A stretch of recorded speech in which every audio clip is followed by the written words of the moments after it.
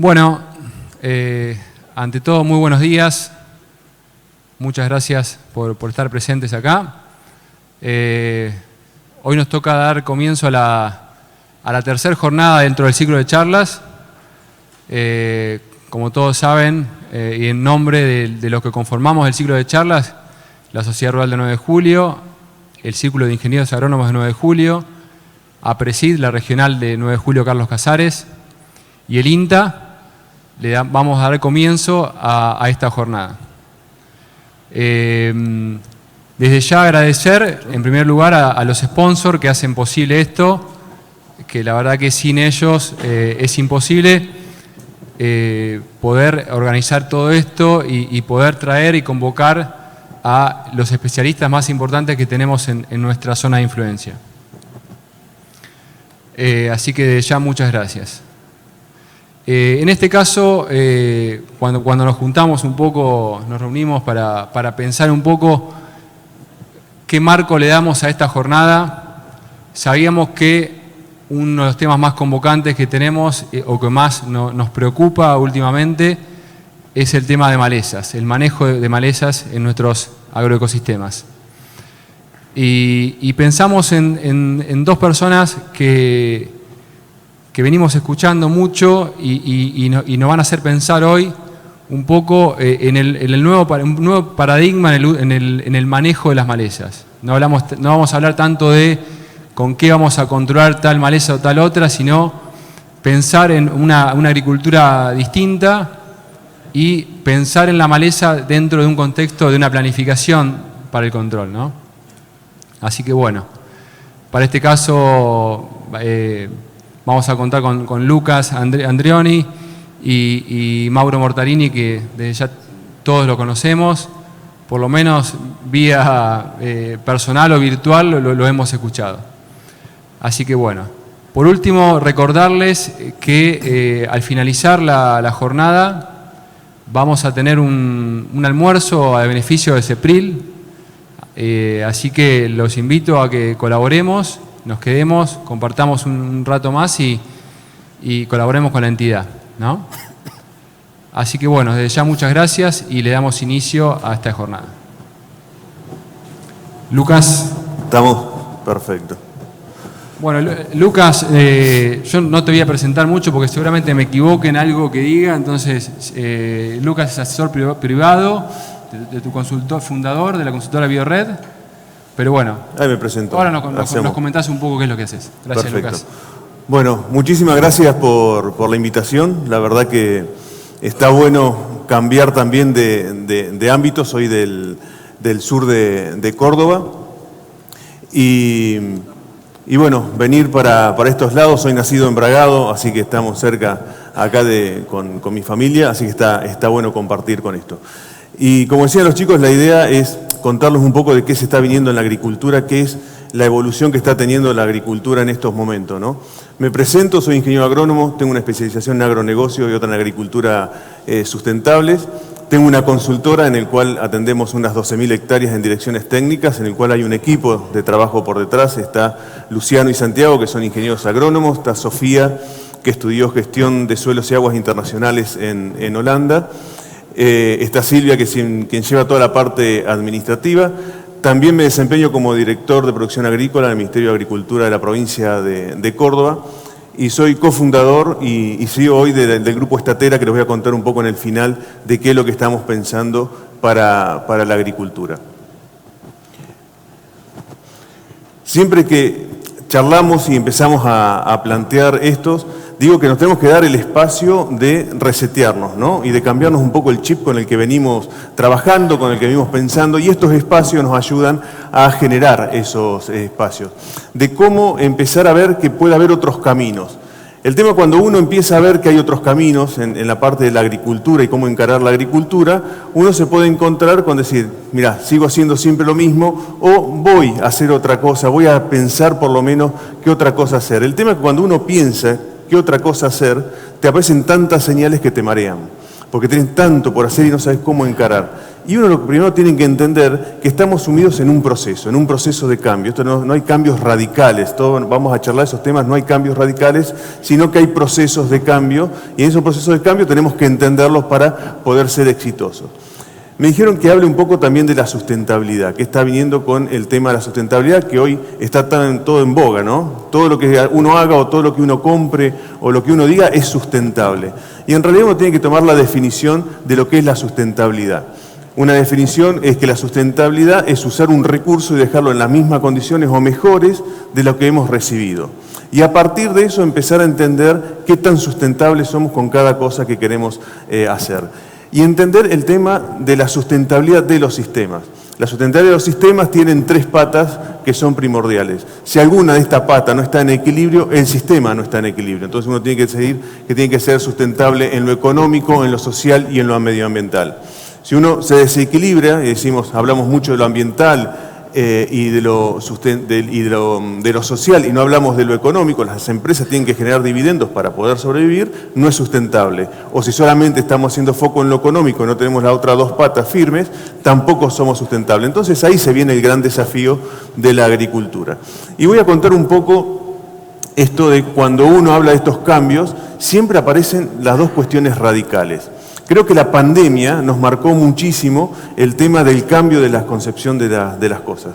Siempre cuando apareció la pandemia, que es un quiebre, algo muy importante que pasa, se tomó como función decir que la cosa ya no iba a ser lo mismo, ¿no? Y aparecen los puntos radicales. Quien te decía que era una simple gripe, como se dijo, o quien decía que esto iba a cambiar para siempre la cuestión social. Es más, se habló de qué hacer con las oficinas en Buenos Aires porque ya no iba a haber más reuniones presenciales. Y en realidad siempre se llega a un equilibrio.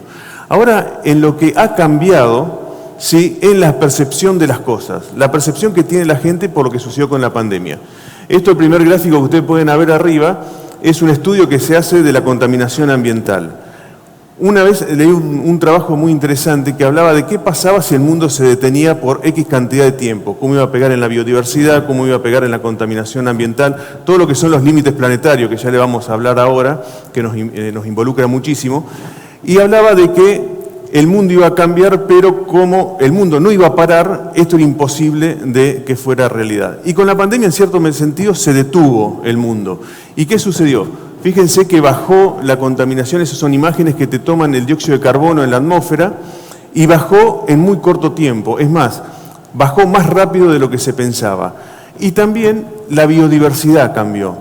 Esto es en el canal de Venecia, que empezó a aparecer vida nuevamente, uno de los canales más contaminados, en los lagos pasó lo mismo.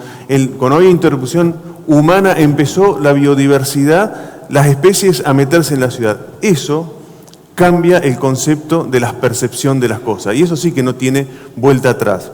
¿Y por qué nos involucra tanto a nosotros? Bueno, nos involucra muchísimo a nosotros porque nosotros proveemos alimentos para el mundo. Hoy ya no te preguntan tanto qué haces, sino cómo lo haces. Y ahí te cambia muchísimo el paradigma de lo que tenés que estar haciendo y es muy importante para nosotros. Le hablé un poco de los límites planetarios. No sé si alguna vez vieron este tipo de gráfico, pero hace unos años se determinaron cuáles son los límites planetarios que si no cambiamos para el 2050, no tenemos marcha para atrás. Tenemos que cambiarlo hoy porque para el 2050 va a haber un quiebre muy grande que va a traer ya para la supervivencia de la humanidad. Y en estos límites planetarios se lee de la siguiente manera. Hay un circulito ahí que lo ven, que es lo verde. Cuando se empieza a salir hacia lo amarillo, se dice que están fuera de control. Y miren los 3, este es el nuevo, los 3 que están fuera de control. Es lo que es ciclo de nitrógeno, ciclo de fósforo y la biodiversidad.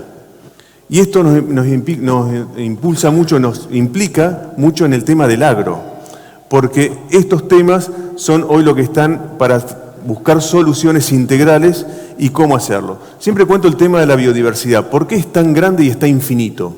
Porque cada vez que desaparece una especie, no hay forma de recuperarla. Entonces, y esa especie algo hacía en el planeta, no es que estaba por estar. Y esto tiene todas las implicancias. Cuando hablamos del ciclo del fósforo y del nitrógeno, que lo vamos a hablar sobre el agro, son cuestiones que están fuera de control. Entonces, cuando uno habla del cambio, de la gestión del cambio, ya lo decía Darwin, que no es el más inteligente el que sobrevive, el más fuerte, sino el que se adapta primero. Y creo que en la agricultura tenemos que adaptarnos a estos cambios para no quedar fuera del sistema. Y cuando digo que nos tenemos que adaptar a estos cambios, siempre digo que estamos ante una gran oportunidad. El agro hoy tiene una gran oportunidad a estos cambios. Y en esto no existe receta. Nos acostumbramos muchísimo, sobre todo lo que era protección de cultivos, a usar recetas. Y acá empezamos a hacer más agronomía y dejar de usar recetas. Entonces, cosas que les voy a contar, cosas que les voy a mostrar, que a lo mejor hago en el sur de Córdoba, como concepto sirve, pero no como para aplicación directa. He tenido la oportunidad de estar en Tucumán hace poquito para ver cómo cambiar los sistemas en los limoneros. Y vos decís, ¿qué sabés vos de limones estando en el sur de Córdoba? Pero sí podemos aplicar los conceptos que aplicamos, por qué lo aplicamos para el tema de los limoneros. Y lo que tenemos que hacer es empezar a tener una visión mucho más sistémica de la agricultura. La protección de cultivos es importante, pero tenemos que tener la visión sistémica de todo lo que sucede alrededor de la agricultura. Una vez leí un libro que me pareció muy interesante, esto a lo mejor lo habrán visto porque se usa muchísimo este tipo de imagen, que es de la Segunda Guerra Mundial. Resulta que todos los ingenieros aeronáuticos americanos, cuando volvían los bombarderos de hacer sus misiones, vieron que había un patrón de impactos de balas. Entonces todos se pusieron a trabajar y dijeron, ¿por qué no empezamos a reforzar para así los aviones duran más? Se pusieron a trabajar muchísimo en esto, toda la ingeniería aeronáutica estaba cambiando para trabajar en esto, hasta que un matemático dentro del equipo levantó la mano y dijo, estamos mirando mal las cosas, porque en realidad estamos mirando los aviones que regresan, y nosotros tenemos que reforzar los impactos de bala de los aviones que no regresan. Y ahí cambió toda la concepción de cómo empezar a trabajar en reforzar estos aviones. Y muchas veces me pregunto en la agricultura si realmente estamos viendo dónde nos están impactando las balas que bajan esos aviones, ¿no? Y cómo tenemos que cambiar la mirada en eso. Y un poco contarles cómo fue la evolución de la agricultura, de la ganadería. Fíjense que es muy rápida, que transcurre muy rápido. La primera fue la primera revolución pretecnológica. Uno puede ver fotos de sus abuelos que estaban con el percherón, con el disco, y el primer salto tecnológico fue la mecanización. Todavía en el campo de un tío mío hay uno de esos tractores a querosén con ruedas de acero, y en la cabeza de ese gringo de haber hecho media hectárea por día con su percherón, con este tractor habrán hecho 10 como máximo, pero fue toda una revolución. Ahora la primera revolución grande es la primera revolución verde. Después de la posguerra había que generar alimentos para el mundo y ahí se empezó con lo que es la cuestión de energías externas para la producción. Eso logramos hacer los alimentos para el mundo, pero trajo ciertas consecuencias que es la que se está viviendo hoy, ¿no? Por eso está el cambio de la agricultura y se habla que estamos en la segunda revolución verde. Y esta segunda revolución verde hay que seguir generando alimentos para el mundo, pero te cambian los paradigmas de cómo hacerlo, porque lo tenés que hacer en forma sustentable. Hoy las tecnologías llegaron para que tengamos trabajos mucho más sustentables en la agricultura.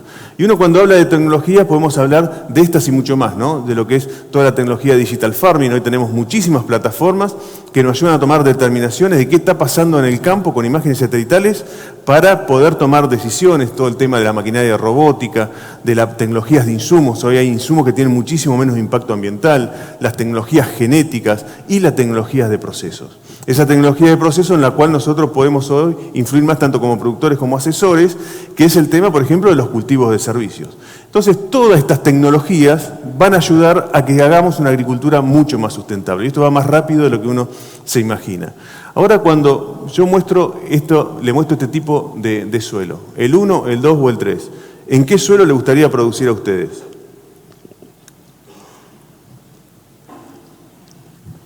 En el 1, ¿no?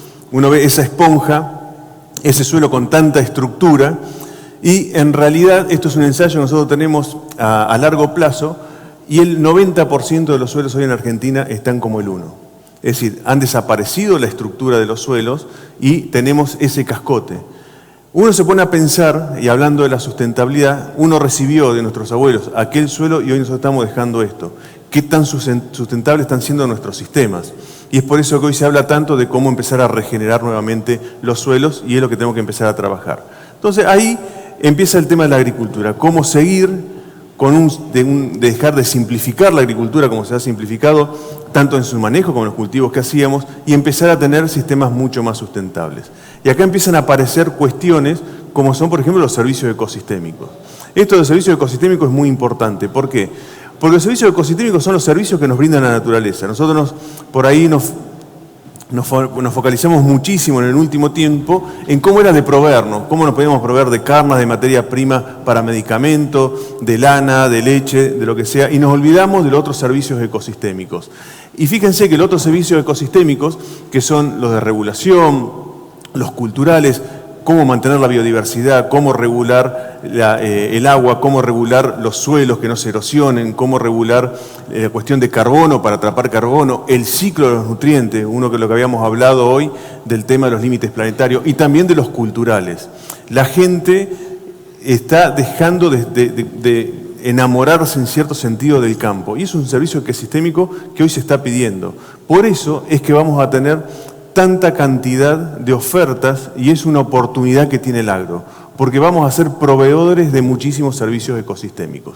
Cuando uno empieza a ver los pilares de los servicios ecosistémicos del agro, en el suelo, en el agua, en el aire, en la biodiversidad y en lo energético, fíjense las problemáticas que estamos teniendo. Tenemos suelos con muchísima erosión, con salinización, con stacking y carryover de lo que son el tema de agroquímicos. En el agua pasa lo mismo, salinización de napas, aumento de las napas, que hoy estaría bueno si tuviéramos napa, ¿no? Pero el tema del aire y la contaminación ambiental, la pérdida de biodiversidad, hoy tenemos espacios muy homogéneos sin biodiversidad, y el tema energético. Siempre cuento del tema energético. Hablando con Gervasio, y él se ríe porque yo le simplifico muchísimo todo su estudio, pero hoy está muy cuestionado el tema energético en el agro. Es decir, no se puede más explotar una montaña en Marruecos, traernos el fósforo a Argentina, ponérselo a la soja, que esos granos y ese fósforo vayan a China, se lo den al chancho, el chancho tiene el fósforo, el chino se come el chancho, el chino va al baño, tira la cadena y eso va al mar. Esos circuitos abiertos están muy cuestionados por el tema del ciclo del fósforo y el nitrógeno. Entonces tenemos que empezar a cambiar. Ahora, cuando uno empieza a hablar del cambio, aparecen nuevamente los puntos radicales. Quien te dice, recuperemos todos los servicios ecosistémicos, hagamos parques nacionales por todos lados, no te hablan de cómo producir. Quien te dice, Luca, los lamento por los servicios ecosistémicos, voy a seguir con la mía. Y en realidad ya la revista Science en el 2005 hacía un planteo de recuperación de los servicios ecosistémicos para mantener las producciones. Porque en definitiva ya vamos a ver que los servicios ecosistémicos van en pro de la producción. Y es más, siempre digo que la revista Science se quedó corto con la parte de producción, porque acá la bajó. Y en nuestros sistemas, sobre todo estamos en el sur de Córdoba, que son sistemas muy en poco equilibrio, porque son muy frágiles, hemos logrado mantener más las producciones. No es que estamos rompiendo récords de producción, sino que estamos haciendo es mantener estable las producciones. Y les voy a contar un poquito de dónde aparece el tema de empezar a ver y tener una visión distinta de la agricultura en la cual empecé a trabajar. En el 2008 tuve la oportunidad de estar en la Universidad de Purdue. Saben que la Universidad de Purdue es una de las mejores universidades a nivel mundial de agronomía, y me encontré con esto. 2008 para mí era todo ciencia ficción. Estaban haciendo un doctorado, fíjense que esas eran todas barras de carbono con muchísimos sensores. ¿Por qué? Ellos habían hecho una proyección que para el año 2050 iba a haber un aumento del dióxido de carbono, y eso iba a tener un impacto sobre las producciones. Entonces vos te parabas en el cuarto de hectárea, ahí en el medio, y respirabas el aire del 2050, porque inyectaban dióxido de carbono. ¿Qué habían visto? Bueno, que todo lo que eran gramíneas carbonos 4 tenían mucho más rendimiento por haber mucho más carbono en la atmósfera, pero todo lo que eran leguminosas y crucíferas perdían rendimiento porque se enfermaban muchísimo. La verdad que ahí digo, ¿qué están viendo? ¿Qué se están imaginando? 2008. Bueno, ahora estoy entendiendo por qué estaban estudiando eso. Porque resulta que hay dos fusibles en los cuales hoy se puede atrapar el carbono, que es una de las cuestiones que está muy en problemática. Uno son los océanos, en los cuales nosotros no tenemos injerencia, y otros son los suelos, que ahí sí. Por eso tenemos una oportunidad muy grande, y están empezando a escuchar el tema de los bonos de carbono, cuánto carbono generamos con las producciones, porque tenemos una oportunidad para atrapar eso. Y le voy a dar un ejemplo hasta dónde va esto. El año pasado tuve la oportunidad de estar en España, fui a ver un productor que es un adelantado en lo que es la parte hortícola, pero la foto era esta. Él me dijo, no pudimos sacar mucho más fotos porque era una cuestión reservada, pero me dice, acostate sobre el futuro, que te voy a sacar una foto. Y fíjense que eran 3 hectáreas con plantitas crasas, esta que tenemos en la maceta, las suculentas esas, bueno, vos lo levantabas y era toda una alfombra. Él me dice, ¿sabés por qué estaba acostado sobre el futuro? Porque estás acostado sobre los techos de la casa. ¿Por qué esto? El productor agropecuario va a empezar a producir tejas, porque lo que hacen es, primero atrapamos mucho carbono, y segundo, generamos un aislante para el verano, que esté más fresca, para el invierno, que conserve mejor la temperatura, y eso la verdad que es una revolución. Dice, porque la revolución más grande de todo esto que te voy a contar es esta. Hay unos belgas que ya están trabajando en esto, esto lo puede comprar por Amazon, en el cual están generando electricidad a través de las plantas. Las plantas cada vez que largan exudados y atrapan minerales en el suelo, producen una redox y largan electrones. Ellos lo pueden atrapar y transformar en electricidad. Así que imagínense la evolución que está teniendo esto, las oportunidades que vamos a tener y hacia dónde vas. En esa universidad, cuando fui también me encontré con esto. Imagínense 2008. A mí me encanta la tecnología, tengo todos los bichitos que hay y ha habido para ver, drones, todo, porque me gusta mucho. Y me encontré con esto. Este profesor me decía, mira, este robot vos te lo vas a llevar al campo, lo vas a soltar, te va a identificar lo que es maleza, lo que es una planta de cultivo y te va a arrancar las malezas. Y yo le decía, pero ¿por qué si hoy andamos bien con...? Yo iba a buscar el próximo glifosato que se venía, en 2008. Me dice, porque si no cambiamos lo que estamos haciendo hoy, en el 2050 va a haber un colapso. Porque acá en Estados Unidos tenemos muchísimos problemas con las triacinas, con los nitratos, que ellos tienen todo canalizado, que van al mar, y eso les va a traer grandes problemas. Este otro aparatito, también robot, pinchaba el suelo, censaba las plantas y te iba a decir cómo estaba todo para ajustar los nitratos. Todo por esto, para no desparramar nitratos. Bueno, cuando uno empieza a ver las curvas de cómo son los aumentos de nitratos a nivel mundial, siempre digo que en Argentina no es que seamos pijoteros, sino que somos muy buenos aplicando nitrógeno al maíz, pero hay una elevación del tema, fíjense Europa cómo está bajando, pero China, sobre todo que está aumentando su superficie, está aumentando mucho el nitrógeno. Y eso es una problemática. ¿Por qué? Porque no hizo falta llegar al 2050, ya en el 2016 se empezó a tener este problema del sargazo en las playas. Se están perdiendo las mejores playas de toda la zona de Costa de México, con un impacto económico tremendo, un impacto social tremendo y un impacto ambiental tremendo por esto. Parte de que se generan estas algas es porque el mar se está acidificando, tienen mucha cantidad de nitratos, entonces la única que sobrevive es ella. Una vez hablando con un biólogo, le digo, ¿qué despelote esto de las algas? Me dice, no. Dice, la naturaleza siempre trata de llevar un equilibrio. Manda a estas algas, que son las únicas que van a generar un pH mejor, van a consumir nitratos para que el resto se recomponga. Fíjense cómo hay cuestiones que se están adelantando a las problemáticas. Y uno ya se puede meter a estas páginas y ver zonas de mar muerto. Es decir, zonas que están con una alta complejidad que tenemos que cambiar los sistemas. Ahora cuando en Argentina nos podemos evaluar el tema de los herbicidas, ahí sí somos campeones mundiales, ¿no? Uno cuando saca, ya sea por tonelada producida, por superficie, lo que sea, consumimos muchísimo herbicida. Y eso lo vamos a tener que empezar a prestar atención porque a nivel mundial ya están escuchando de cómo se está prohibiendo no solamente la utilización, sino que no venga con trazas. Y es un cambio que tenemos que empezar a hacer. Pero las tecnologías nos van a ayudar a ser cada vez más eficientes. Ahora estuve en Estados Unidos y vi todo el tema de, no sé si conocen el tema de aplicaciones en enjambre, pero son todas pulverizadoras, esto ya es comercial, que hay 4 por campos, van pulverizando a medida que van censando el lote y se comunican entre ellas, pues si alguna se rompe o algo, y hay otras metodologías como láser y otras cuestiones para hacer.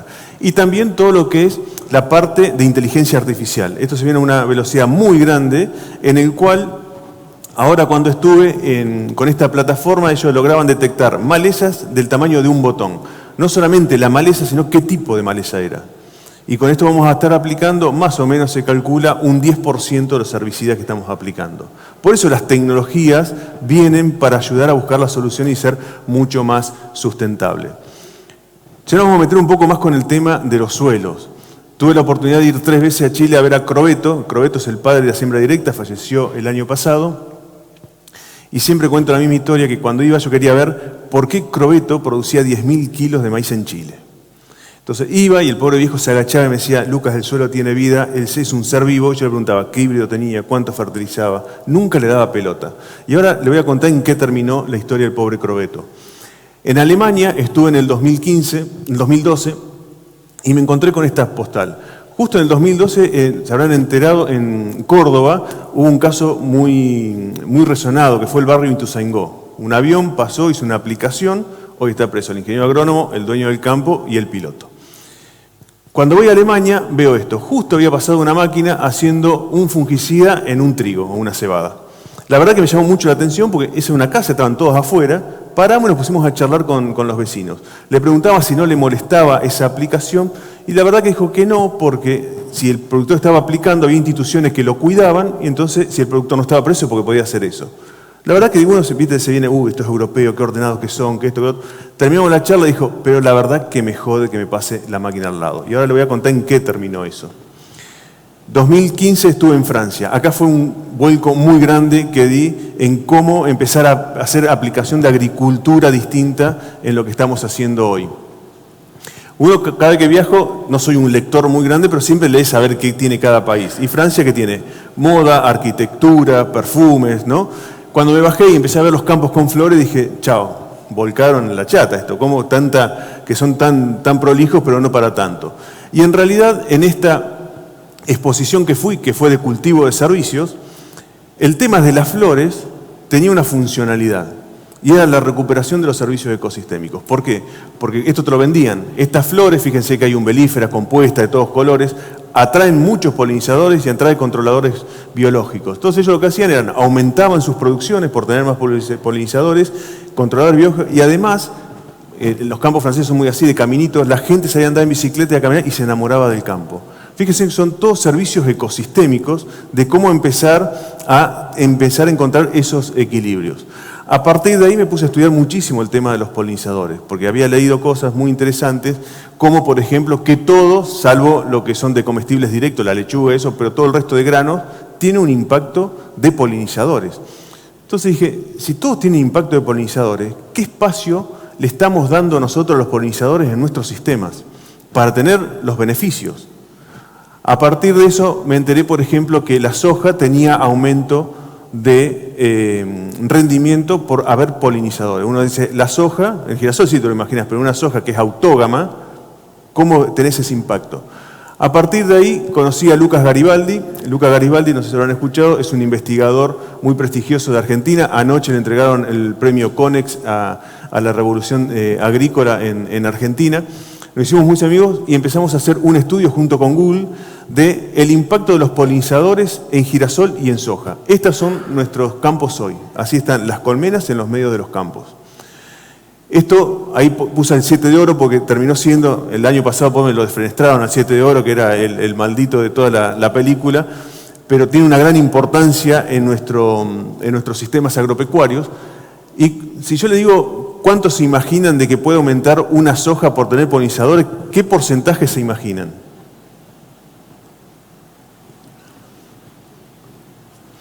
Si yo le digo que va entre el 9 y el 25%, uno por ahí te empieza a pensar, de decir, yo con todas las nuevas mejoras, no estoy diciendo que no cambien de variedades, por supuesto, pero todos los breeding te ofrecen entre 0,5 y 1 por estabilidad.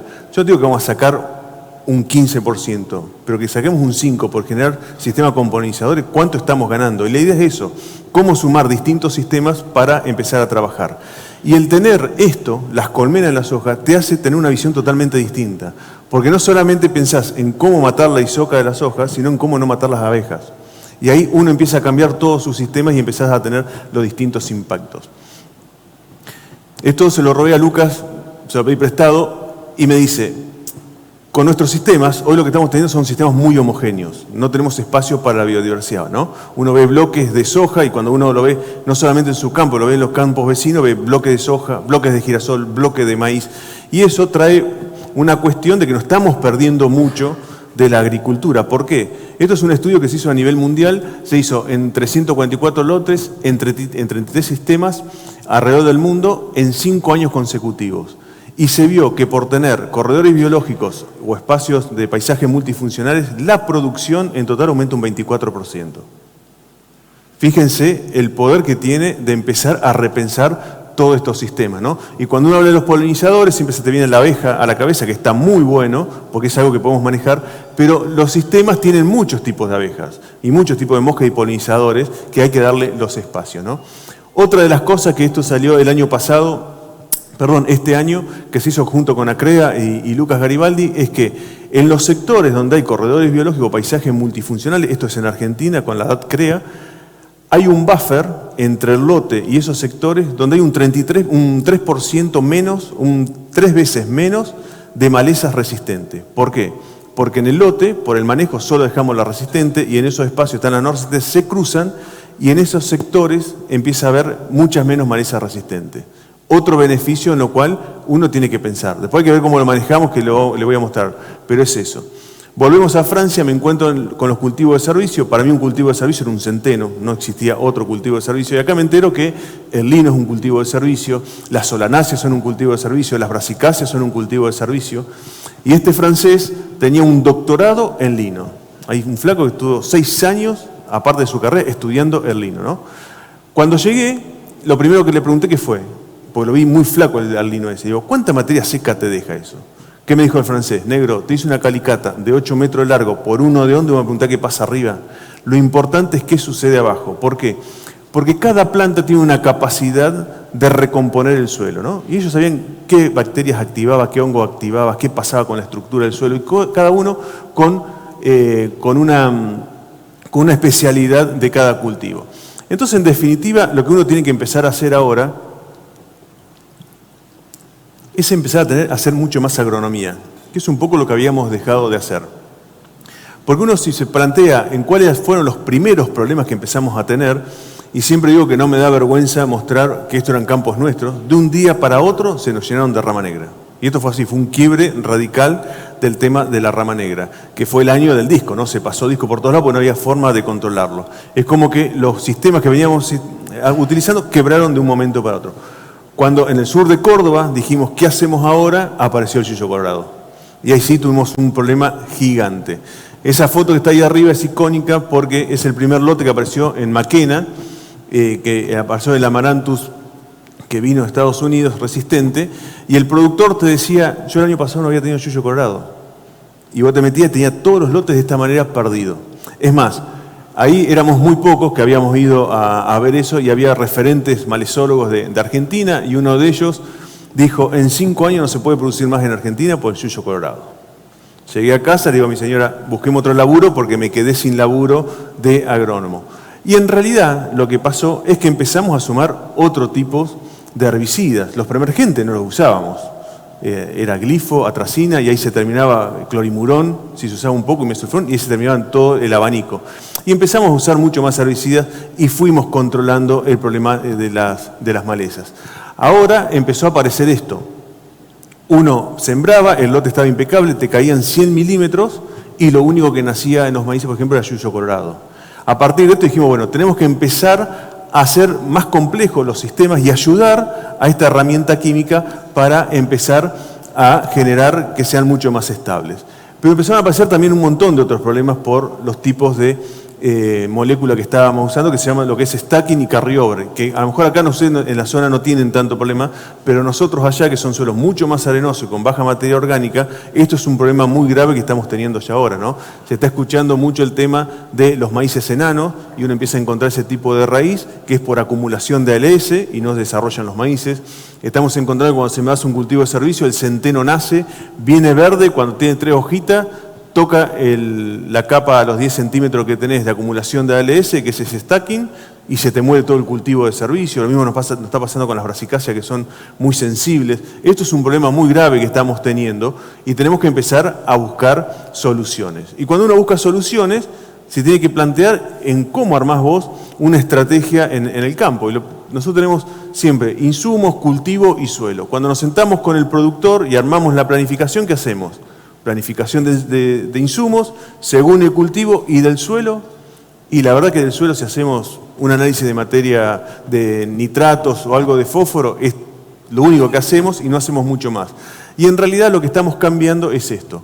Según el tipo de suelo que tenemos, a qué cultivo vamos y qué insumo usamos. Mauro seguramente nos va a comentar, pero me ha pasado de ir a donde hacen ensayistas en las zonas de Ameguino. Estaba yo del sur de Córdoba, uno de San Luis, uno de Venado Tuerto y uno de Pergamino, y decían, 100 gramos de esto fue lo mejor que funcionó para el control de rama negra. Yo cuando me digo, ¿a quién estaba hablando? Porque yo llego a tirar 100 gramos, me echan del campo. Al de San Luis ni te cuento. Al de Venado Tuerto y al Pergamino le puede funcionar. Y creo que en eso tenemos que cambiar muchísimo, que ya no hay paquetes de cajitas felices, sino tenemos que empezar a pensar en todo el sistema, ¿no? En el suelo, en el cultivo y en todo eso. Y lo que tenemos que hacer es sumar herramientas. ¿La química se va a dejar de usar? No, se va a seguir usando de otra manera y tenemos que sumarle herramientas. ¿Cuáles? Y todas las que son las tecnologías de proceso. Fechas de siembra, variedades. En mi zona en el sur de Córdoba se sembraba todo 3.700, 3.100. Hoy la más corta es la 4612, que es una planta así. Bueno, eso te cambia la estructura, cambia la competencia con las malezas. ¿Cómo empezamos a hacer los cultivos de servicios? ¿Cómo empezamos a generar distintas herramientas para empezar a bajar la cantidad de población de plantas y que el agroquímico preemergente funcione mucho mejor, ¿no? Y entender lo que nos está pasando. Siempre digo que nosotros tenemos una máquina en el campo que es nuestro suelo. Ese engranaje, esta diapo me encantó, pues es como un engranaje en el cual está funcionando y está haciendo andar la máquina, ¿no? Y uno se puede comparar con un ingeniero aeronáutico, se puede comparar con un ingeniero industrial. Y yo me comparo y digo, vamos a ver qué tanto somos de pensamiento como los otros ingenieros, para hacer una autocrítica. Un ingeniero aeronáutico les puedo asegurar que sabe cuándo cambiar aceite, qué tuerca ajustar, cuándo mirarla, qué mirar, porque si se pegan un palo no cuenta más el cuento. Uno que tenga una fábrica de galletitas sabe qué ajustar, qué mirar, porque si se traba la planta no pueden producir más. Y nosotros como ingenieros agrónomos muchas veces me pregunto, ¿cuánto sabemos de cómo está nuestro suelo? ¿De qué le está pasando? ¿Qué tan bien o qué tan mal está para saber cómo empezar a trabajar en esto?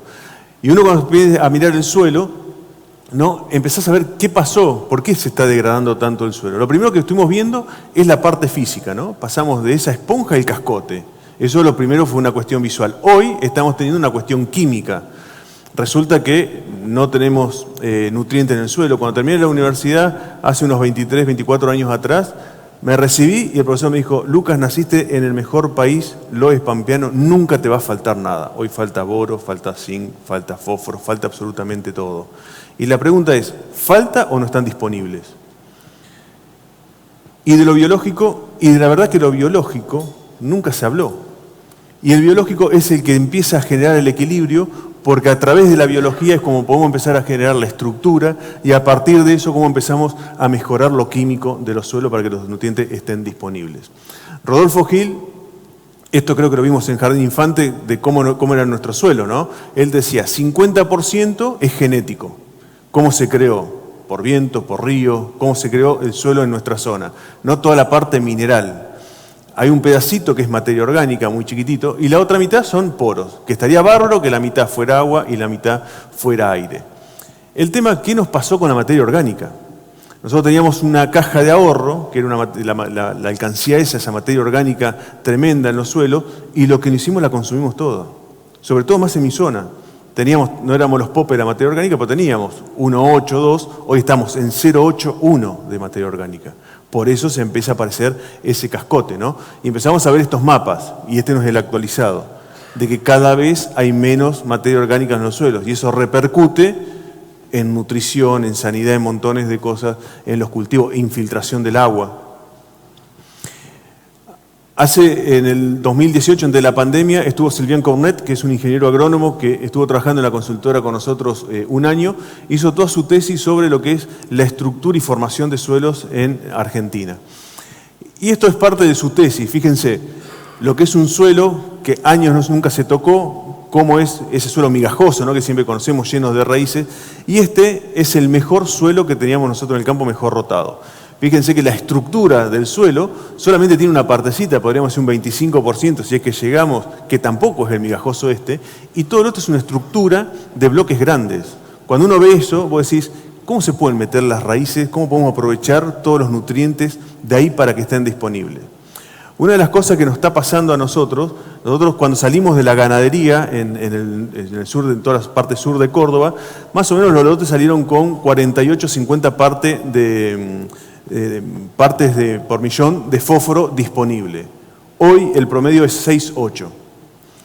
Se empezó a fertilizar muchísimo, con muchísimo fósforo de reposición, y los saltos que pegábamos era hasta 15, 16. No podíamos superar esa barrera, no podemos superar esa barrera. Cuando en francés empezamos a estudiar mucho el tema, dijimos, ¿qué está pasando? Porque no salta, ¿no? Hoy con la cantidad de fósforo que estamos teniendo, tendríamos que estar en 26 por lo menos, y no pega el salto. Bueno, resulta que dijimos, algo está pasando con ese fósforo.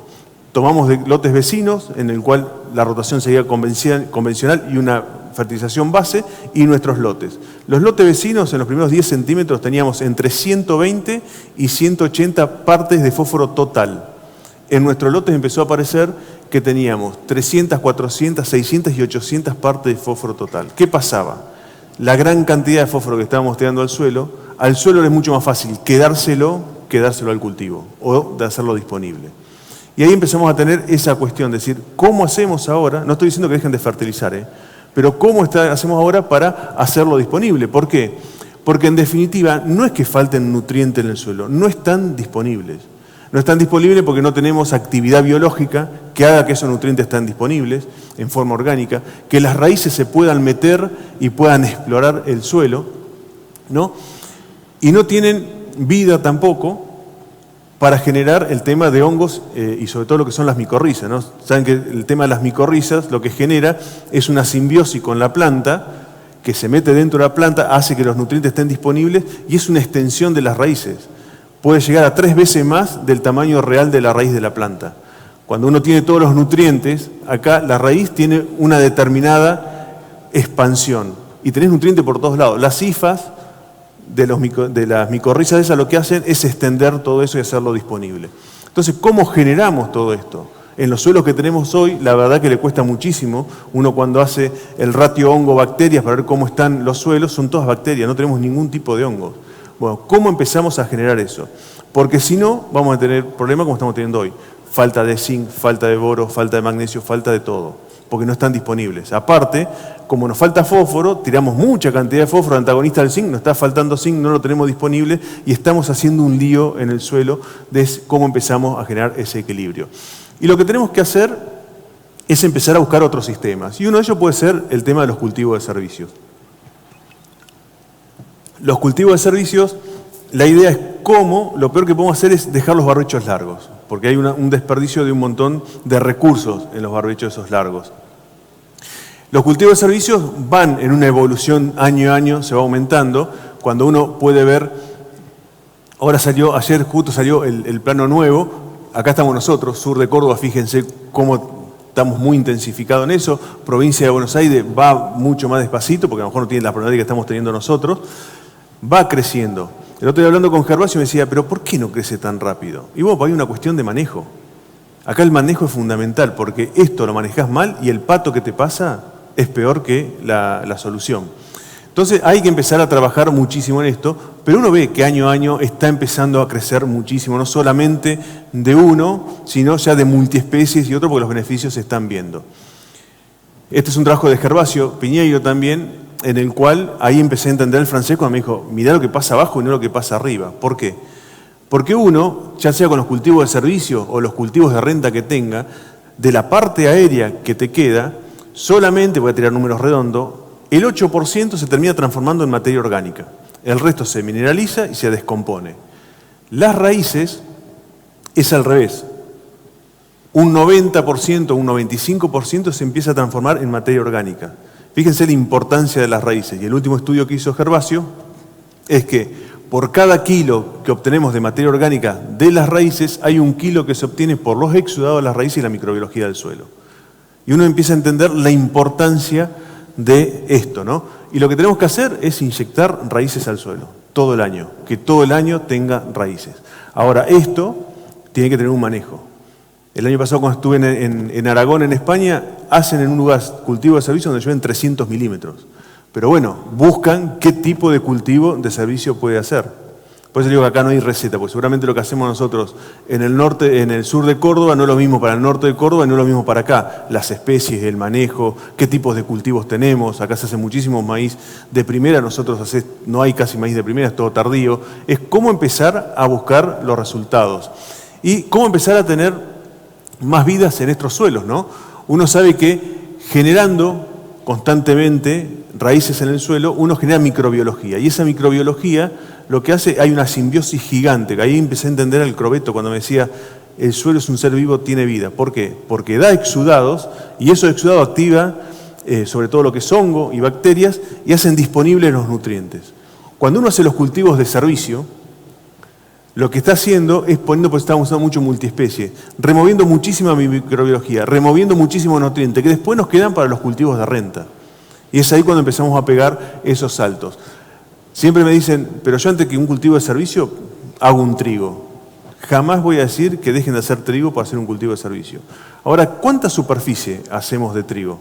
50% en esta zona que es muy triguera y el otro 50%, bueno, a lo mejor es cómo encontramos un sistema para el otro 50%. Yo no estoy hablando que cuando podemos hacer un cultivo de renta, hagamos un cultivo de renta. Ahora en nuestra zona, por ejemplo, estamos con la camelina, con muy buenos resultados, hay muchas cosas para hacer, pero hay un espacio que tiene que hacer esto y para encontrar. Ahora cada vez que caminamos por el suelo, sabemos que estamos caminando sobre el techo de otro mundo, que se conoce poco, pero se empieza a cada vez tener más presente. Uno puede ver ya en los congresos CREA, en los congresos de APRESID, que están todos referidos a esto, porque es el cambio que se está viniendo.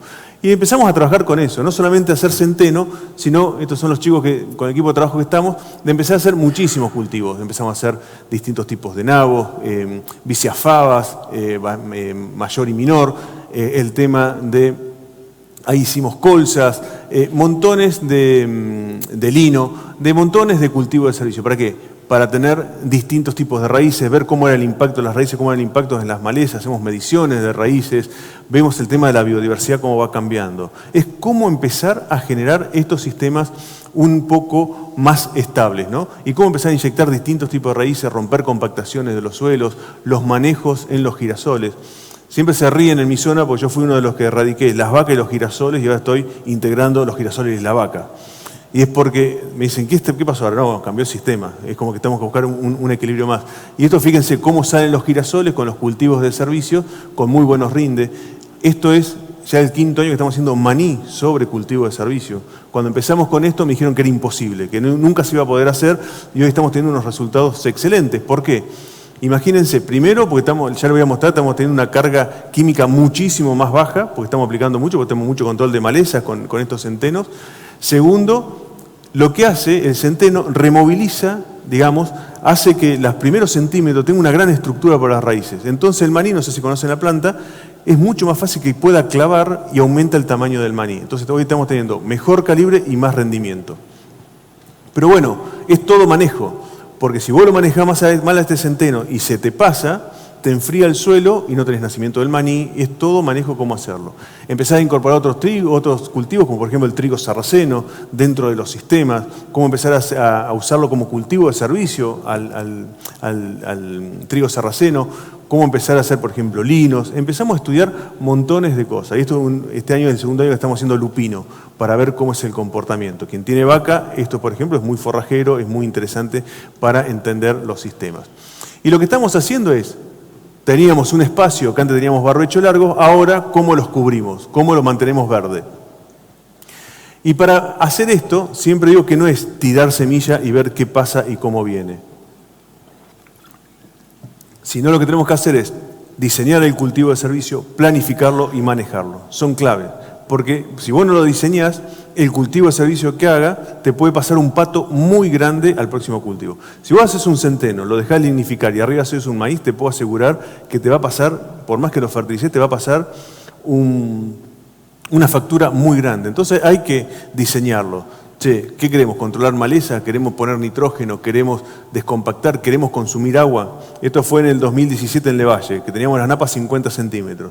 Dejamos que se venga el mango para que consuma agua, para que haga mucho más carbón y podamos sembrar. De eso se trata, cómo lo planificamos y cómo lo manejamos. Dejar de tener el barbecho ese, tener ahora cubierto. Ahora lo que tenemos que ver es cómo nos retiramos para que se pueda cargar el perfil con las lluvias primaverales. Y bueno, y a lo mejor cómo nos empezamos a meter en los cultivos. Con la soja nos está costando muchísimo encontrar la clave para meternos en el cultivo, pero con los maíces hoy están apareciendo nuevamente tecnologías que nos facilitan muchísimo eso. Esto es no sé si conocen la marca Stara, es muy parecido a Altina, pero esta se eleva. Acá estamos desparramando al voleo sobre un maíz que tenía más de 3 metros. Fíjense, hay semillas de vicia, de centeno, de trigo sarraceno, de colza. ¿no? Y uno hoy se puede adelantar a los cultivos y meterse dentro de los cultivos para poder sembrarlo y que te empiecen a competir con las malezas, empiezan a generar en ese nicho de... Generalmente nosotros lo hacemos fines de febrero, entonces tenemos un montón de tiempo antes de las heladas para que agarren volumen y empezamos a generar estos sistemas. Y a su vez estudiar, estos son ensayos, después si me hacen acordar se los mando a los chicos para que se los repartan. Es el tercer año que hacemos donde ensayamos todos los preemergentes y postemergentes que hay en los maíces tardíos para ver, es un ensayo muy grande que son casi 30 hectáreas, cómo nos impacta en los nacimientos ese carryover que tenemos del químico en los cultivos de servicio. Porque esto no hay información. Y muchas veces te llama y dice, che, la semilla vino mala, no nació, y resulta que sí, nació, pero tenías un carryover muy grande de alguno de estos productos, sobre todo lo que son los post, que te afectan. Fíjense cómo hay algunas que afectan totalmente la producción. Y es toda información que tenemos que empezar a generar. Y en el manejo, saber cómo manejamos la siembra, la fertilización, la maleza, la interrupción, si tenemos ganadería o no. Y dentro de ese manejo también empiezan a aparecer tecnologías como esto. Nosotros tenemos en todos los campos mapas de napa. Este año está todo en blanco. Le puse una del año pasado porque este año no figura nada. Pero son mapas en el cual uno online va teniendo 3 veces por día cómo es el comportamiento de la napa. Y si uno tiene intensificado los campos, para que se den idea, nosotros todos los campos que tenemos están 100% verde todo el año. Uno puede saber con la napa cómo manejarlo para ver si lo dejas más o lo dejas menos. Porque del manejo hay muchas cosas nuevas. Cosas nuevas que estamos haciendo y que se están viniendo es el tema de siembras. Hay estudios en los cuales se llaman distintos... formas de sembrar, temporal, espacial y genético. El genético es como si vos mezclaras todo, ¿no? Agarrás y decís, mezclo soja con maíz, con un montón de cosas, y eso va a rendir mucho más que si vos agarrás y sembrás una franja de soja, una de maíz. Y esta va a rendir mucho más que si la hacemos en forma temporal como lo hacemos nosotros. La verdad que cuando vi esto me pareció muy interesante. Fui a ver esto a España. Imposible, es una cosa inviable querer cosechar todo junto y después separar, pero sí esto es muy interesante de la parte espacial, ¿no? Y en lo que es en la parte espacial, ahora estoy en Estados Unidos y vi lo que es en franja. Ellos tienen mucho estudio de franjas chicas hasta franjas grandes, que son logísticamente que uno puede trabajar bien, y hay un gran aumento en lo que es el rinde del maíz. ¿Por qué? Porque el maíz, a tener más cara, tiene más inserción solar y eso hace un aumento. Y en la soja no tenés una cuestión de merma de rendimiento. Por eso es interesante, esto es lo que hicimos nosotros el año pasado. ¿Cómo empezamos a trabajar con esto? ¿Por qué? Porque es en pos de aumento de rendimiento. No es que lo hacemos porque queda bonito, porque joda, sino porque nos da más aumento y uno también tiene una diversidad productiva dentro del lote. Eso tiene un impacto en la microbiología, un impacto en la biodiversidad. Por eso hay que empezar a cambiar muchísimo todo esto. Esto es otra cosa que estamos empezando a hacer y le dejé esta que es del 2021, que es el tema de las siembras en verde. Estas siembras en verde las empezamos a hacer en el 2021, que fue el primer año niña. Digamos, justo el campo había comprado esta máquina, que es una Stara, había unos brasileros, y le dije, che, ¿por qué no hacen unos rolitos más chiquitos? Porque los que hay acá son muy grandes, no funciona para interrumpir. Esto es una vicia con centeno y nabo, para interrumpir el cultivo de servicio. Me dice, no hace falta, vos pasás esta máquina y te deja una alfombra y te seca todo. Jugamos un cordero, una apuesta, porque yo no le creía, era noviembre que trajeron la máquina, estábamos parados porque no había humedad en el suelo, teníamos 5 hectáreas que habíamos dejado de vicia para semilla y al final no le íbamos a cosechar, y pasamos la máquina, la llenamos con soja y pasamos la máquina. E hizo este trabajo. La verdad que secó todo, no hicimos aplicación de preemergente y anduvo espectacular. Fue un año que no llovió nada y fue la mejor soja del campo. Con lo cual, siempre digo lo mismo cuando muestro esto. Esto es algo que estamos empezando a ver en una zona que se ve en 750 milímetros, 800. No salgamos a hacer esto porque nos vamos a pegar un palo todo que no vamos a fundir. Pero sí, como que hay que pensar algo distinto. Algo pasa en el suelo que el agua se comporta mejor y ahí fue toda la tesis que hizo Sofía sobre lo que es el flujo de agua en el suelo. Pero fíjense acá lo que es el control de maleza, lo que es montones de cosas. Hay mucho para seguir pensando. Y del año después, en el 2022, dijimos, bueno, ¿por qué no hacemos todos los cultivos que tenemos en el campo? Nosotros tenemos 10 hectáreas de ensayos en el campo, para ver qué pasa. Hicimos maní, soja, maíz, girasol y sorgo, todo en verde, ¿no? Uno acá puede ver la franja, que eran todos distintos cultivos de servicio de distintas cosas. Acá ya habíamos sembrado el maní, ahí están sembrando la soja, hicimos el girasol y el maíz. Cuando hablaba con los maniceros, nuestra zona es muy manicera, y mostraba esto, me decía, vos estás loco, esto es imposible poder, porque el maní siempre es, cuanto más mueves el suelo, mejor. Y yo, no es que tengamos que hacer esto, pero probemos a ver qué pasa. Ese año, que fue el año pasado, el maní en el campo dio 6.000 kilos. Acá dio 3.300 sin aplicación de ningún tipo de herbicida. De nuevo, no digo que hay que hacer esto, pero que tenemos mucho para pensar y para hacer. Fíjense, allá está el maní, acá tenés la soja, y fíjense cada franja cómo lo afecta distinto, ¿no? Hasta uno puede ver si tenés más disposición de nitrógeno, si tuvo más frío o no el maní, cómo nada. Bueno, hay mucho por aprender. Con esto siempre lo muestro porque digo, hay mucho por aprender, nos falta muchísimo todavía para seguir en esta evolución que estamos teniendo de la agricultura. Ahora siempre que muestro lo lindo, siempre digo, aparecen otras cuestiones, ¿no? El tema de plagas, todo lo que es grasientas, eso siempre digo, no es por metro cuadrado, es por centímetro cuadrado.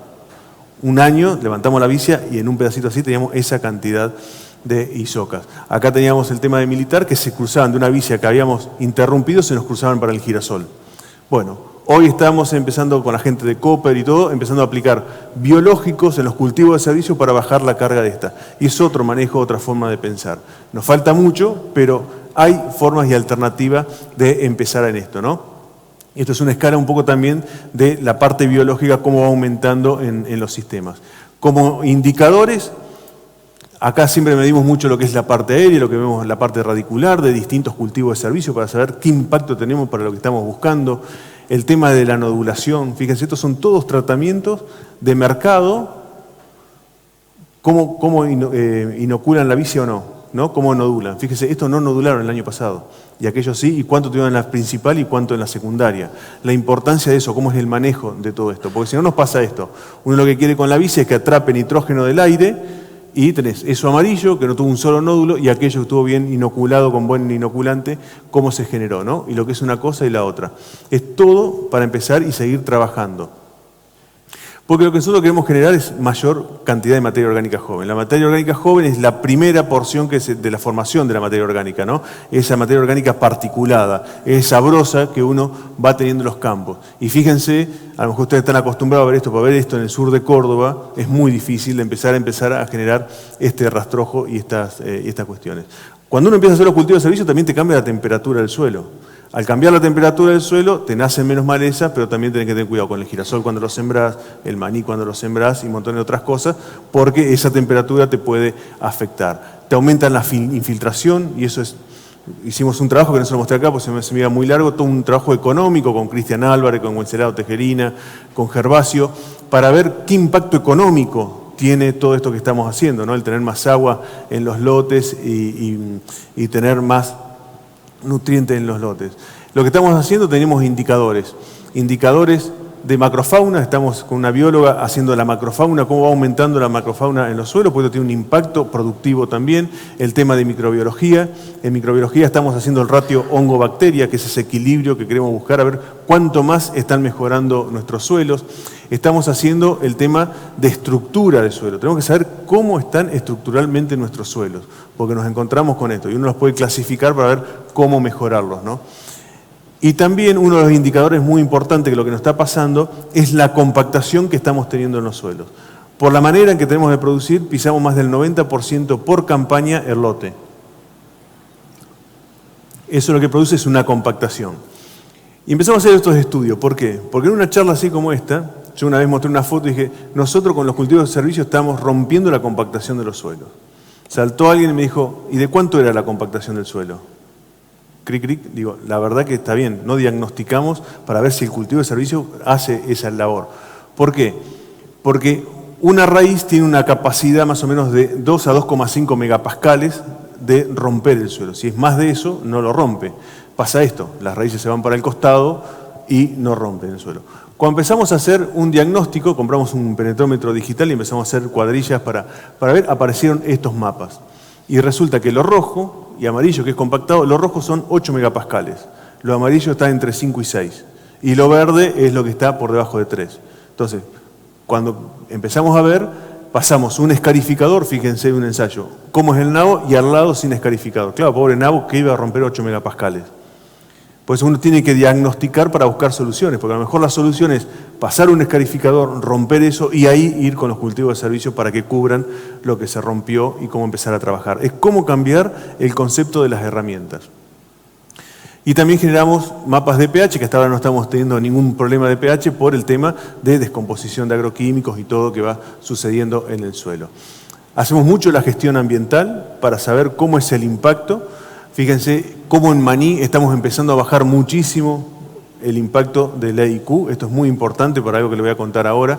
Y uno lo tiene que desagregar para saber cuál es el químico, la molécula que te está pegando mucho para ver si la podés reemplazar y así empezar a bajar. Y esta es la evolución que estamos teniendo en el EIQ de los campos. Estamos bajando muchísimo el EIQ.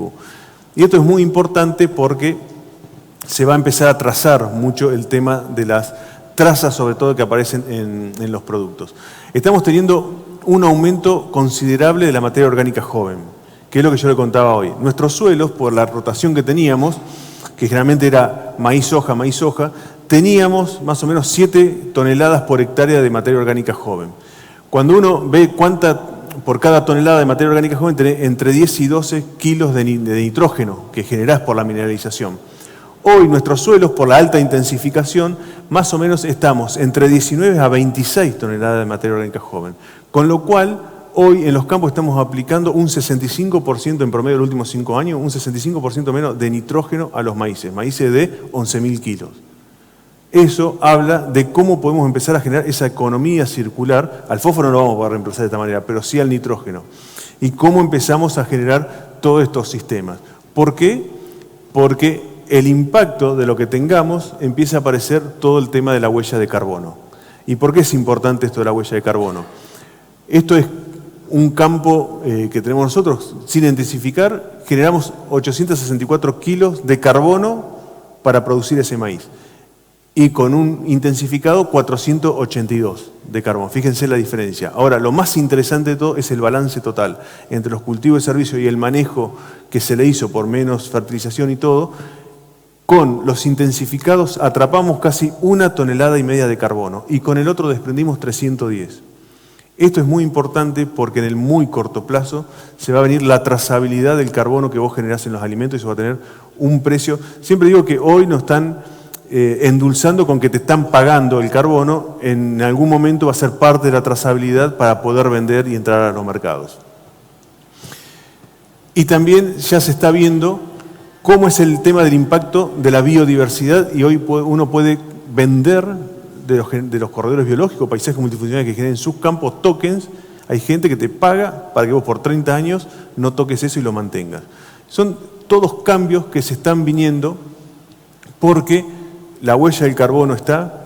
Esto uno cuando va, sobre todo en Europa, va y encuentra todas las etiquetas que tiene la huella del carbono, tiene la huella del agua, a ver cómo lo estás produciendo y qué impacto estás teniendo ambientalmente. Por eso uno empieza a ver todo esto del tema de las trazabilidades y las certificaciones, ¿no? Y cada vez está más certificado. Y uno puede entender hacia dónde va el mercado. Con la camelina, por ejemplo, que son para biocombustibles, nosotros ahora tuvimos que hacer un informe para Pan American Energy, que es una empresa que se va a instalar en Argentina para la producción de los biocombustibles para la aviación. ¿Por qué? Porque la aviación, hoy para los autos hay eléctricos, hay hidrógeno, hay muchas alternativas que se están viniendo. Para la aviación no hay nada por los próximos 15 años. No va a haber aviones que no tengan otra cosa que las turbinas que conocemos. Un poco más eficiente, pero no hay otra cosa. Y ellos tienen que tomar por el Pacto de París del 24, tienen que pasar a partir del 24 al 25%, después al 50% en biocombustibles. Por eso están escuchando tanto de la camelina, carinata a nivel país, se está viniendo mucho. Y hoy, vos no puedes hacer carinata y camelina en cualquier lado. Tenés que hacer un lote trazable, porque eso tiene que tener la trazabilidad para que se pueda vender, si no, no lo puede vender. Con los limones le conté lo mismo. Tenés que tener trazabilidad, si no, Coca-Cola no le va a comprar un limón más a Tucumán, que es la mayor productora de limón a nivel mundial. Lo mismo pasa con Unilever, con PepsiCo. Por eso las trazabilidades son tan interesantes y hay que empezar a prestar atención. También está pasando que los chinos ya nos llamaron 3 o 4 veces por teléfono diciendo: flaco, no te compro granito de soja, yo te estoy comprando proteína. Nosotros cada vez mandamos más granos de soja y menos proteína. Así que la trazabilidad asómbrense en el mediano plazo, no empiecen a pagar por proteína o energías de los productos que estamos haciendo. Y también un poco también la parte social, ¿no? Esto que se está viviendo de qué está pasando con el tema de periurbanos y todo eso. Para ir terminando y cerrar, siempre digo que les voy a contar un poco qué es el futuro que ya es real y cómo empezar a seguir pensando.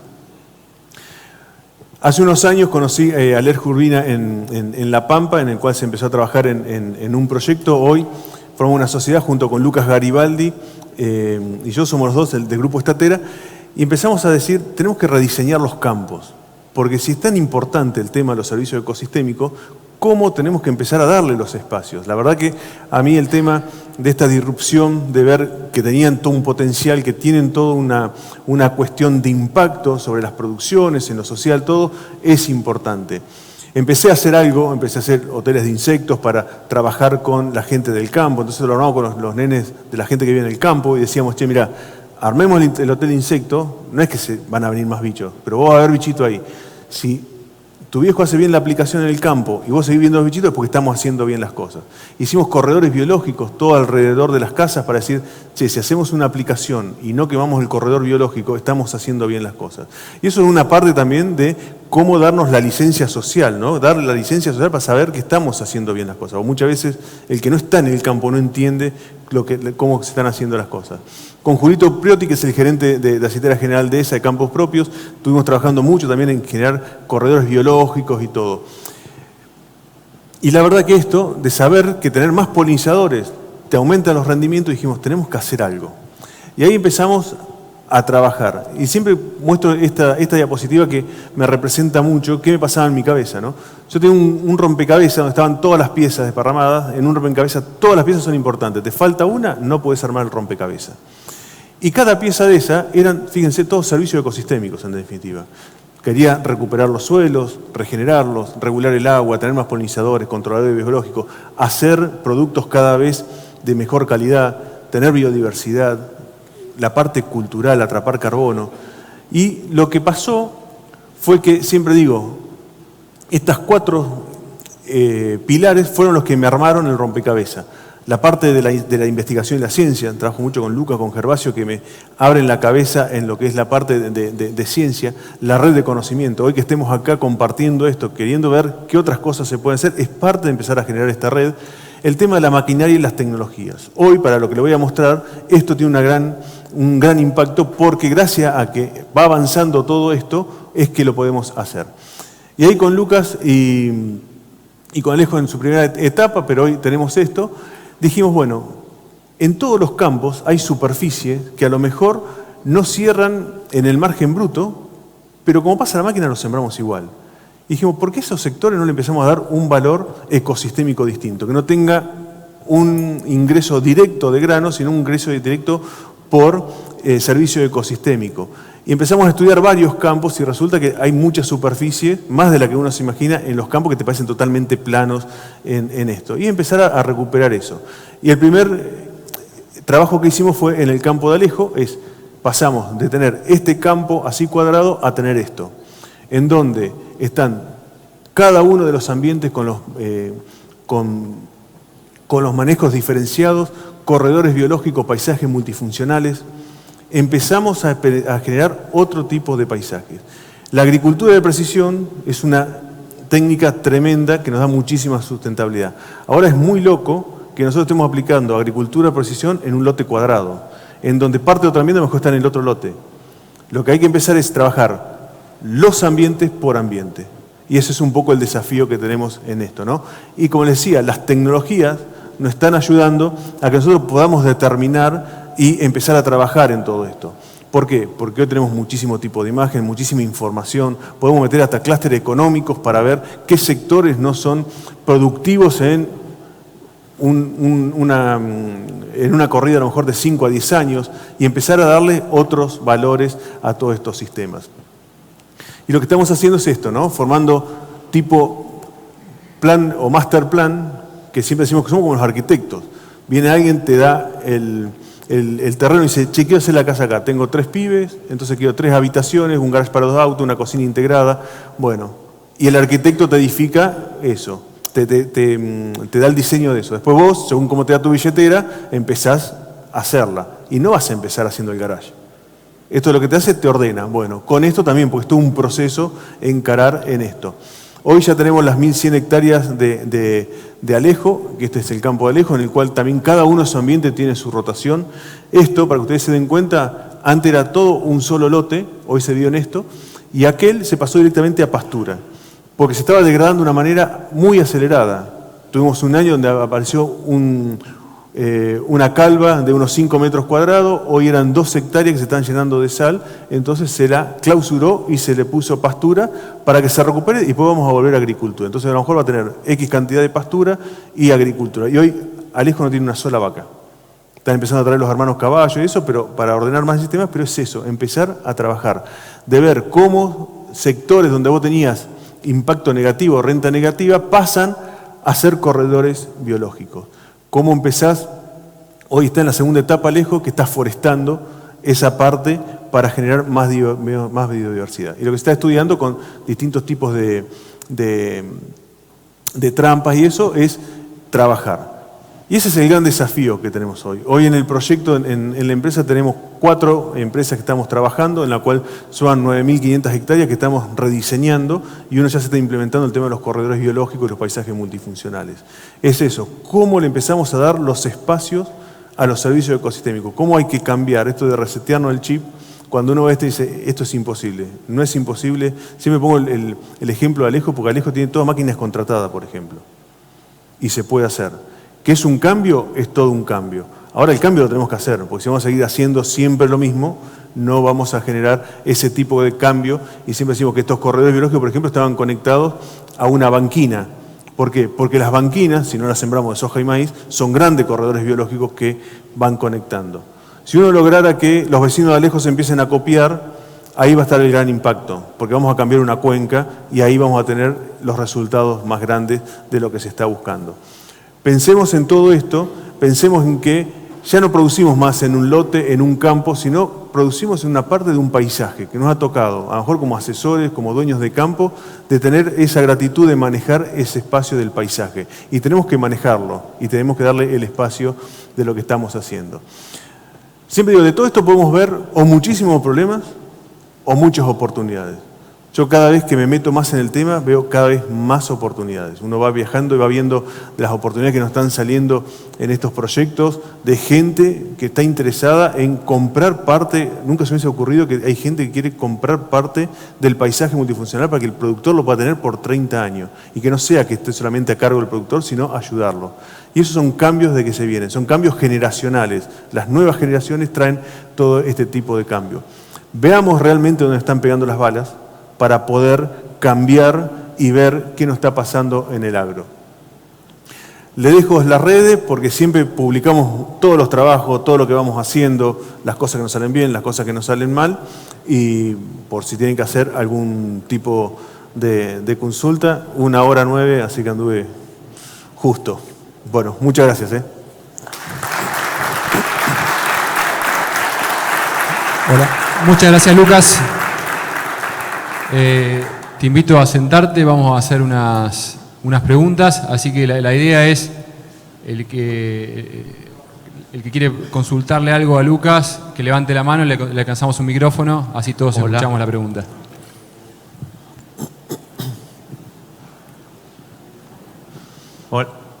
Hola, buen día. Una consulta. En toda la charla no se mencionó nada de la ganadería. Y hoy en día como que la vaca es mala palabra. Si yo digo voy a echar una vaca al rastrojo de maíz, me crucifican. Claro, sin embargo estoy levantando por lo menos los granos que tiró la cosechadora o alguna mazorca que se cayó, o adelantando esa, digamos, degradación de los restos de cosecha que quedan, del marlo, de todo eso que pasa por la vaca, se transforma en materia orgánica más rápido que si lo dejo. Sin embargo, hoy es mala palabra decir tener ganadería, está bien, no se hacen pasturas, que es lo que habría que hacer por qué pasa eso y por qué, como controlador de malezas también, yo tuve un caso que pasó, sembré un sorgo y en ese mismo sorgo nació el yuyo colorado. Claro, cuando eché la vaca se comía el yuyo colorado, se comía el sorgo y no nació más el yuyo colorado. Que en un cultivo de cosecha lo tendría que haber fumigado, por ahí se me atrasaba, se me escapaba el yuyo colorado y tendría mucho más problemas. Pero sin embargo, no se nombra o no se dice, no, en tal lote, mirá, hace un sorgo, hace una pastura y después lo seguís sembrando. Sí, perfecto. La pregunta está buenísima, por ahí obvié de poner el tema de la vaca porque se iba a ir muy largo, pero está bueno que lo traigas. Nosotros manejamos hoy campos donde son mixtos y hay ganadería y nos estamos comiendo los cultivos de servicio. El tema, y cuál es lo interesante de todo eso, como decís vos, yo les conté que cuando uno habla que lo de arriba casi todo se te mineraliza, se te va, vos con las vacas podés aprovecharlo. Ahora, ¿cuál es el problema más grande? Es el manejo. Porque el ganadero, cuando ve algo así, y hasta que no se comió la última lombriz, no la saca. Y en estos sistemas lo que estamos haciendo es más superficie y con mejor manejo. Para que, por eso en las redes justo ahora subimos un montón de videos de tema de ganadería, que estuve en el campo este ganadero, porque estamos haciendo un manejo espectacular, y es cómo te vas comiendo el cultivo de servicio sin afectarlo para que tengas un impacto en lo agrícola y a su vez le saques una renta con las vacas y cómo es el manejo. Es más, en este campo están empezando a sacar las vacas, porque habían ido a parar, porque en este establecimiento la agricultura representa el 99% de los ingresos del establecimiento, un establecimiento de 5.000 hectáreas, en lo cual tiene mucha parte ganadera, pero lo ganadero le representa el 1%. Y estamos viendo cómo aumentar con la ganadería esa renta, y esos bajos a lo mejor están teniendo más descanso para que no tengan tanto impacto, porque se están degradando muchísimo más por tener toda la ganadería ahí. Y se puede, tranquilamente. Cuanto los sistemas son muchos más complejos, más estables son. El tema es el manejo. Por eso acá hay muchísimo de manejo, del proceso, de entender, cuando uno habla del proceso tiene que tener el empresario para saber cómo hacer las inversiones, hasta dónde llegar. Acá, por ejemplo, se determinó ahora de que no se compraban más animales. ¿Por qué? Porque como veían cada vez más verde, se estaban comprando cada vez más animales. Digo, entonces estamos en la misma, porque estamos haciendo una sobrerecarga y no deja de ser un verdeo más. Listo, ya se entendió eso y se llevó ahí, porque dice, no, queremos recuperar, porque estamos teniendo, yo tampoco mostré acá, nosotros estamos pasando de esa parte de fósforo por aumentar la materia orgánica joven, hoy en promedio estamos en 36 partes por millón de fósforo disponible, pegamos el salto ese. Bueno, ¿cómo empezamos a tener los sistemas? Estoy trabajando en sistemas todavía mucho más complejos, en mucha menor escala, pero donde se tienen ovejas, donde se tienen gallinas. Estoy hablando de otros sistemas, pero cuanto vos más complejizás el sistema, mucho más estable es, porque es casi más natural en cierto sentido. Si tenés ganadería, está perfecto y funciona, y son sistemas mucho más estables. El tema es cómo lo manejás, y eso requiere mucho trabajo. Pero estoy 100% cuando en un momento, a mí me carga mucho en mi zona, porque yo era anti-vaca, porque las vacas pisaban, hacían un desastre, porque se comían no solamente la chara, se comían hasta las raíces del maíz, como lo dejaban a los bichos ahí. Bueno, eso no va más. Según cómo lo manejes, sí, puedes tener todos los beneficios de lo que estamos buscando, y más, teniendo los cultivos de servicio te van a dar mucho más beneficio de renta en el cultivo de servicio que estás haciendo. No sé si te contesté, pero es eso. Después, si querés, te dejo meter, te mando, porque tenemos fotos de cómo tenemos bebidas móviles, montones de cosas para aprovechar bien la ganadería y cosas que se están haciendo súper interesantes. Yo por ahí me dedico mucho a la agricultura. La verdad que mi fuerte más grande es la agricultura, pero hoy me estoy metiendo en sistemas ganaderos también porque está la demanda y está. Lo que pasa es que también con la ganadería, por ahí, hoy cuando hablas de estos sistemas, meter ganadería son campos que no dejan un solo alambrado, no hay aguadas.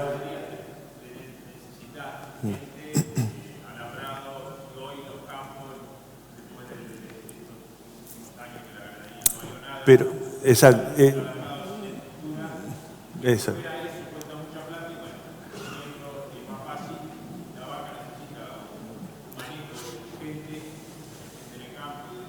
Sí, sí.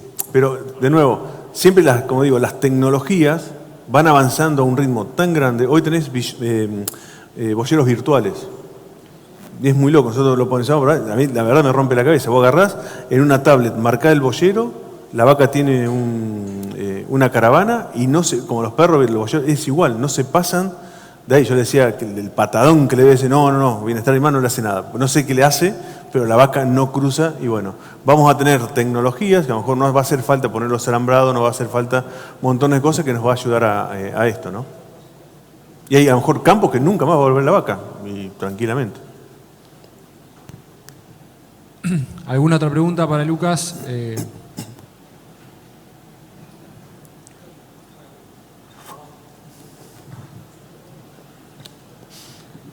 Hola Lucas, ¿Cómo te va? Muchas gracias por la charla. Te hago una consulta. Nosotros, bueno, ya es el quinto o sexto año que hacemos vicia a maíz tardío, dependiendo del año y demás. Hemos hecho también centeno a soja. Y un poco, es un campo mixto el nuestro, también somos asesores. Y un poco la pregunta que te iba a hacer era, por ejemplo, nosotros suprimimos la vicia con glifo y 2,4-D y ya no usamos proemergente en lo que es maíz, por ejemplo. Sí. El tema cuando vamos a pinchar y hacer el análisis, no nos impactó en el análisis el nitrato. Entonces dijimos, ¿cómo ajustamos? Al ser un campo mixto, siempre por lo general después va a un verdeo. Entonces dijimos, el nitrógeno está, nos va a entregar después, quizás el nitrógeno residual. Entonces hicimos avena y cebada, y sí lo que vimos, por ejemplo, la avena la fertilizamos con nitrógeno y la cebada no, y vimos el impacto de esa residualidad. Sí, el tema, sí. ¿en qué momento yo puedo hacer el análisis y que me impacte ese aporte de materia seca? La materia seca sí la hicimos. El año pasado no nos dio mucho, el anterior sí que fue de muy buena lluvia, nos dio 6.000 y pico. Está buenísima la pregunta. ¿Por qué? Yo les voy a contar, todo el tema de los cultivos de servicio nació mucho en mi zona, ahí en el sur de Córdoba, en La Pampa. Y el tema de la vicia tiene la capacidad de leguminosa ser un nódulo que te atrapa el nitrógeno aéreo y lo vas incorporando a esa materia seca. Cuando se quiso empezar hace años atrás a meter vicia en los campos, si vos a un productor le decías, che, gastaste $100 por hectárea para poner vicia, el tipo dice, ¿con qué beneficio? No vas a aplicar nitrógeno, te decía. Eso es una mentira total. Vamos a empezar por ahí. Perdón, te interrumpo un segundo. Dejamos una parte del lote sin fertilizar, que eran 3 hectáreas, y nos dio algo de 7.000 y pico de kilos. Obviamente rindió mejor la que sea parte de la vicia, le agregamos la brea, pero queríamos ver esa diferencia que vos estás. Exacto. ¿Por qué esto? Porque el decir eso, no estás diciendo la verdad, porque es muy errático cómo se va a desprender el nitrógeno, porque en definitiva lo que a vos te da el nitrógeno es la mineralización, la descomposición de eso. Por eso yo el gráfico que le mostré, nosotros apuntamos a sumar cada vez más materia orgánica joven, porque a lo mejor lo que vos estás haciendo este año te va a impactar en el nitrógeno en el maíz del año que viene o del otro, porque va por ese lado. Yo no buscaría que con esa vicia, es más, si vos la vicia las dejás y te pasa más estado de lignificado, ya cuando empezás a ver flores, empiezas a lignificar. Tenés un 25% de flores en el lote y ya casi tenés un 80% de lignificación. Eso te va a jugar en contra con el nitrógeno al maíz. Esa es la cuestión. ¿Cómo empezás a aumentar la materia orgánica joven? Porque hay que jugar con eso. Y lo empezás, acá no te pusimos los gráficos, si no se hacía muy largo, pues después te los mando, de cómo empezamos eso de reemplazar, que yo te decía, el 65% del nitrógeno es por el aumento de la materia orgánica joven que estamos teniendo en los maíces tardíos en mi zona. Siempre digo lo mismo, porque a lo mejor vos venís acá y es otra zona, más frío, no haces maíces tardío porque conviene hacer maíces temprano, pero hay todo un cambio de concepto. Le contaba a Mauro, yo voy mucho a América, y en uno de los campos era, che, qué bueno eso de empezar a obtener el nitrógeno por la materia orgánica joven, pero en los maíces tardíos, y acá en América no conviene. Le digo, ¿por qué no conviene? Dame una razón. No, pues empezamos a hacer, hicimos un lote para probar. Ya es el 4º año, empezamos a tener esos resultados, se está pasando todo el campo, se está pasando a tardío. Muchas veces es eso, no digo que todos tenemos que pasarnos a tardío, pero es empezar a probar y a cambiarse el chip ese, decir, ¿por qué no tenés que hacer otra cosa? El año pasado fue un año tremendo de seca. Marco Juárez, la mejor zona productiva, se pegaron un palo con el maíz tremendo. ¿Por qué? Porque el 90% hizo maíz de primera. Solamente un 10 tardío. Cuando vos te juntás y dices, porque siempre lo hicimos así. Si no llovía, no había, ¿por qué no te largaste y los tardíos dieron 10.000 kilos? Y los otros sacaron 800 kilos.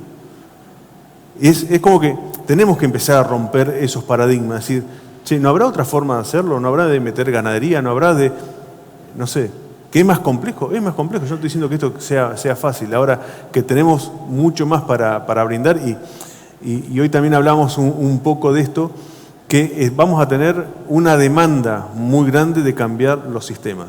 Le voy a contar de cosas que uno va viendo, por ejemplo, con el maní. Resulta que el maní es un producto que nosotros tenemos en Argentina uno de los mejores maní del mundo. Y el 95% va a Europa.